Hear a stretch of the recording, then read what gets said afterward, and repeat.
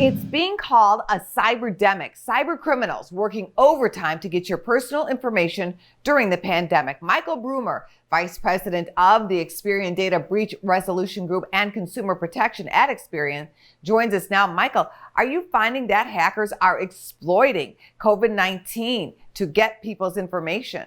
Yes, they're taking advantage of it in a couple of ways. First of all, and we're calling this a cyberdemic because it's pandemic related. It also involves compromised apps as well as new threat vectors. We've been working on these predictions for about 3 months, but we've already seen some of them come true. Specifically on the vaccine, the international head of the Red Cross said that misinformation about the vaccines is actually a second pandemic. Also, Russia and China have been involved in trying to compromise the cold chain distribution part of the network, according to the Wall Street Journal.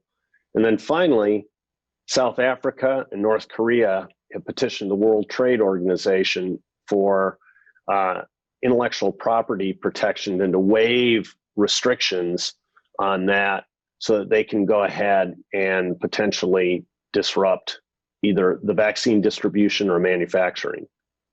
One other thing that we've seen during the pandemic is the huge rise in telehealth services, up about 350%.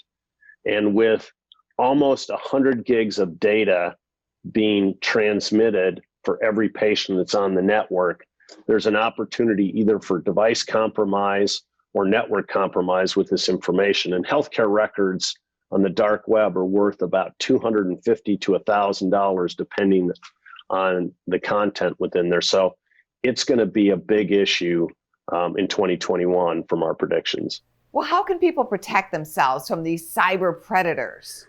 The most important thing that I advise is never reuse any passwords. Don't click on any links from anybody you don't recognize. Don't pick up any phone calls or answer any phone calls from people you don't know.